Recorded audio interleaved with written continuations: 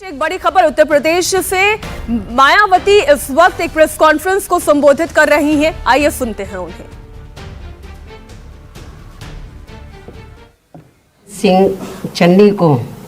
सबसे पहले मैं हार्दिक बधाई एवं शुभकामनाएं देती हूँ, लेकिन ये बेहतर होता कि यदि कांग्रेस पार्टी पहले ही इनको पूरे 5 वर्ष के लिए यहाँ का मुख्यमंत्री बना देती, किंतु अब कुछ ही समय के लिए इनको पंजाब का मुख्यमंत्री बनाना, तो इससे तो ये लगता है कि ये केवल इनका कोरा चुनावी हथकंडा है, इसके सिवाय कुछ भी नहीं है। साथ ही मीडिया के जरिए आज ही मुझे ये भी मालूम हुआ कि पंजाब में आगामी विधानसभा चुनाव इनके नेतृत्व में नहीं बल्कि गैर दलित के नेतृत्व में ही लड़ा जाएगा, जिससे भी ये साफ जाहिर हो जाता है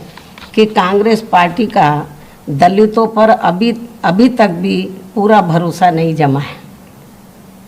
किंतु इनके इस दोहरे चाल चरित्र व चेहरे आदि से वहाँ के खासकर दलित वर्ग के लोगों को ज़रूर सावधान रहना है। लेकिन इससे ये भी स्पष्ट है कि कांग्रेस पार्टी यहाँ अकाली दल व बीएसपी के बने गठबंधन से काफ़ी ज़्यादा घबराई हुई है, और मुझे ये पूरा भरोसा है कि पंजाब के दलित वर्ग के लोग भी इनके इस हथकंडे के बहकावे में कतई भी नहीं आने वाले हैं। वैसे तो सच्चाई ये है कि इनको वे अन्य विरोधी पार्टियों को भी मुसीबत में ही या फिर मजबूरी में ही दलित वर्ग के लोग केवल इन्हें याद आते हैं, ये भी सर्वविदित है। जैसे आप लोग परम पूज्य बाबा साहब डॉक्टर अंबेडकर का ही उदाहरण लीजिए, तो यदि कांग्रेस पार्टी के पास जब अंग्रेज़ भारत को छोड़कर चले गए थे, हालांकि संविधान बनने की प्रक्रिया पहले ही शुरू हो गई थी, जब अंग्रेज़ रजाबंद हो गए थे कि हम भारत को आज़ाद कर देंगे, तो जब भारतीय संविधान को बनाने की बात आई,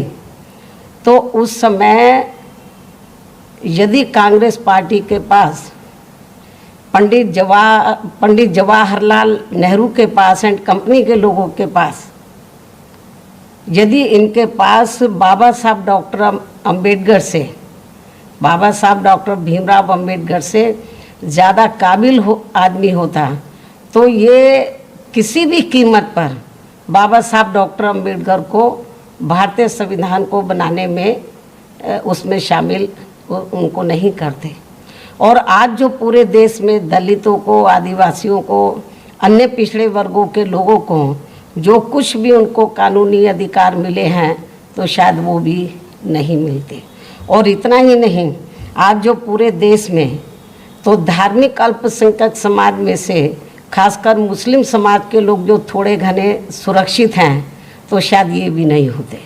क्योंकि बाबा साहब डॉक्टर अंबेडकर ने इस देश का संविधान किसी जाति और धर्म के आधार पर नहीं बल्कि धर्मनिरपेक्षता के आधार पर ही बनाया था। इतना ही नहीं, तो ये भी मैं दलित वर्ग के लोगों को बताना चाहती हूँ। इतना ही नहीं, बल्कि ठीक इसी प्रकार यूपी विधानसभा के आम चुनाव होने से कुछ जब अब यूपी में भी विधानसभा का आम चुनाव होने के लिए कुछ समय बचे हैं, तो ठीक इसी प्रकार से यूपी विधानसभा आम चुनाव होने के कुछ समय पहले ही, अब जब कुछ ही महीने बचे हैं, तो यहाँ भाजपा भी खासकर ओबीसी समाज के प्रति, यहाँ पर भाजपा का भी खासकर ओबीसी समाज के प्रति उभरा नया प्रेम वास्तव में ये दिखावटी व हवाई आदि ना होकर यदि थोड़ा भी सही व सार्थक होता,